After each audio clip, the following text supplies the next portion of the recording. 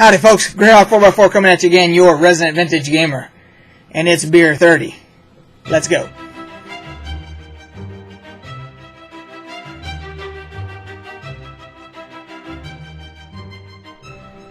So, on this edition of Beer 30, we are going to try this beer. It's an imported beer from Germany. It is by Ayinger. There's a bottle right there for you. Let's see if we can get that without too much glare on it for you. And it is the Jahrhundert beer, which means 100-year beer. I do speak a little German because I was there in the army. So it says on it, Century Celebration Bavarian Lager. I don't know if that means that this was made for the year 2000. Well, that would have been the millennium. So, well, that still would have been the century. That would have for the 21st century. So it still would have been the year 2000. So,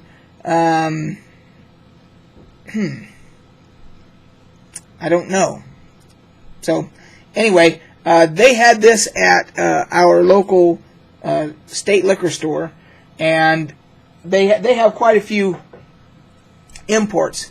And I like German beer, so I had to give this one a try. That's what it looks like right there. It's basically, it looks like your basic Pilsner to me.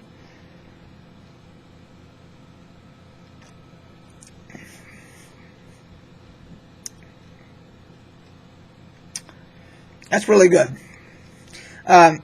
This reminds me, when I was in Germany, they had what they called export. So you'd have, like, our local beer in the town we were in was called Highlands. Highlands was the manufacturer. It was the brewer. So they had Highlands Pils for Pilsner, and then they had Highlands Export. And it was basically their number one beer. That was their main beer that they sold. And that's what it looked like. It would look like a Pilsner, although they had their Pils, so that was a different style. So one's top fermented, one's bottom fermented, or whatever. But this tastes like the export, the Highlands Export that I used to get there.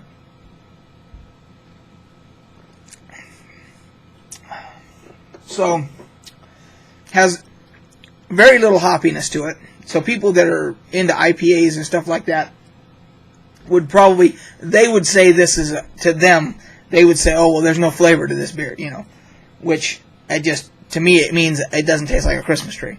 So, to me, it's a very thirst quenching. It does have, there's a little bit of hops in there, but, you can definitely taste, some maltiness to it. So I like it. I love German beer, so for me it's good. And I have no idea, because it's the 100-year celebration beer. I don't even know if it's available anymore. I've had this one in my beer storage for, I might have, right after we moved in here. So we've been here over a year, so I might have had it for a year or so. So whether or not you can still get it, if you see it around, if you're anywhere where you get imported beer, you might want to give it a shot. I like it. So, for this edition of Beer 30, we're going to talk about, while we're having a refreshing beverage, we're going to talk about the issue of large scope video games. And when I say large scope, I'm putting MMOs in there, massive multiplayer online role-playing games. But even more specific than that, there are a couple of titles that are going to be coming out. One is Star Citizen, and the other one is No Man's Sky. And both of these are enormous game world titles. And, particularly No Man's Sky is... You would never be able to. They say you could play it for $1,000 1,000 years, and you would never be able to see all of the game because it is procedurally generated planets. And they said that they're literally going to, it's an infinite amount, really, because it'll just keep creating them. But they're saying that, at the beginning, there's 1 trillion planets that you could, you could discover, if you had the time to actually go out in the game and find them. And you're able to name them, the planets, if you're the first one to ever find it.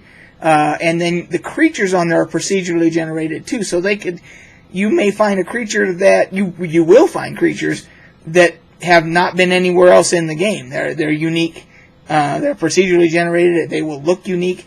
And if you're the first one to find it, you get to name the creatures as well. Star Citizen is this enormous science fiction based starfighter game that is going to be, it's generated something like I want to say $500 million in crowdfunding for this thing. It may have passed that. I'm not sure. I know it just keeps going and going and going. And so if you look up Star Citizen, you will be able to see the videos of what the scope of this is going to be. It won't be as large as No Man's Sky, but it's still going to be enormous. And so my question is, with these large titles like this, are they bad for the video game industry? The reason I ask that is, if you think about these things, and they say No Man's Sky, you'll literally be able to play it forever. So if you have somebody who buys that game and they really, really, really like it, and they literally have no desire to play any other games, now you have a consumer who's not going to be spending money within the industry on anything else. They've bought their No Man's Sky, and they're just content with just playing that. And there's a lot of MMOs. Take me, for instance. I have played hundreds, if not thousands of hours of MMOs. Excuse me.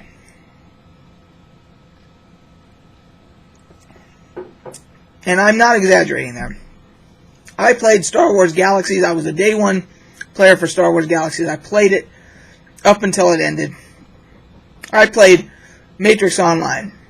I have played EverQuest 2, hundreds of hours of EverQuest 2.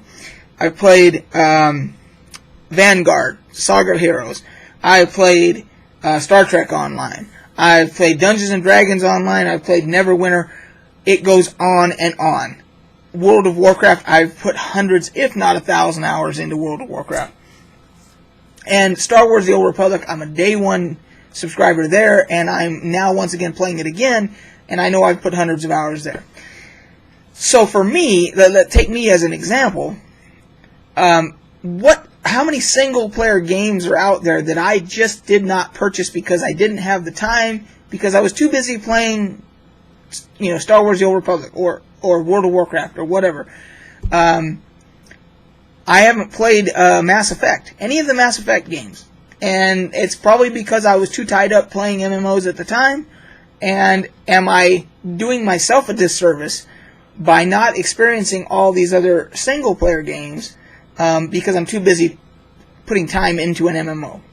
And then, so you have that, and then you have, on the horizon, you have these two massive games that are going to be coming out: No Man's Sky, Star Citizen, things like that, which you could play. Apparently, that's it. You could just, now you have games like Skyrim, which is technically a single player game, but people have put hundreds and hundreds of hours onto that too. So that would fall into the same category.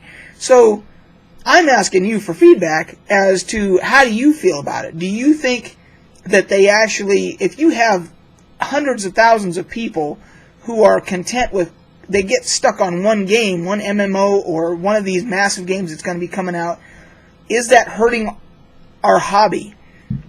Because they're not putting more money into the system to promote people to want to make more games. Now, I know there's no shortage of indie games out there and everything, but are the indie developers, are they being hurt by this, because here's dollars that are going to these other MMOs or whatever, these big titles and everything that people are going to play forever, and they're not taking the time to explore these indie titles that they would probably love, but they'll never know it because they're too busy playing these other games. So that's one side of the argument. The other side of the argument is, from a consumer standpoint, there are people that can't afford to buy every single player game that comes out. And from that standpoint, you get somebody who can buy World of Warcraft, let's say. They buy the game with all the expansions when it's on sale or whatever, one-time fee, and then they pay $15 a month, which may be their entire gaming budget for some people. And they can get endless entertainment, endless enjoyment out of that game. So it's a tremendous value for them. So there's the counter argument, is it's great for people who can't afford to keep buying more single player games as they come out, $40, $50, $60, and then of course if you want the what do you call it, the gold edition or whatever when it first comes out, or the collector's edition or whatever, you're talking $70, $80, $90 for that. So if they can't afford that, and so there is a counter argument. There's from an economic standpoint. I find it an extremely interesting idea that either these big huge titles, MMOs included, could either be hurting the industry, but meanwhile they're also helping people get a very good value for their dollar, for their entertainment dollar. So that you have that contrast there. I know that there's been times where I was glad that I had Star Wars Galaxies for $15 a month, and I could just come home from work and dive into this great alternative world, the Star Wars universe, and immerse myself and know that I'm only paying $15 a month, and meanwhile I'm not spending money on anything else. And I didn't for probably 2 or 3 years. I don't think I bought another game. All I did was play Star Wars Galaxies. And so I'm sure my wife was happy, because here I wasn't spending hundreds of dollars for each of those years on all these other titles. It was great for that reason. But the people that were hoping to get my dollars didn't. They didn't get it because I was too busy playing this MMO or whatever. So anyway, that's the topic for today. What do you think? I see that there's a benefit to them, but I also see that there could be. I mean, let's say you have No Man's Sky and Star Citizen both come out around. Let's say, just for sake of argument, they come out around the same time. And literally millions of people become enamored with these two games. Will we see a significant decrease in dollars spent on Steam, let's say, with all these other games? People are all of a sudden they're not checking the Steam sale because they're like, well, I don't give a crap what's on the Steam sale. I've got No Man's Sky. I don't ever need to buy another game ever. Will we see a significant drop-off? These are the things that go on in the mind of a vintage gamer as myself. So, anyway, guys, I hope you're enjoying a refreshing beer or something similar, and we'll catch you on the flip side.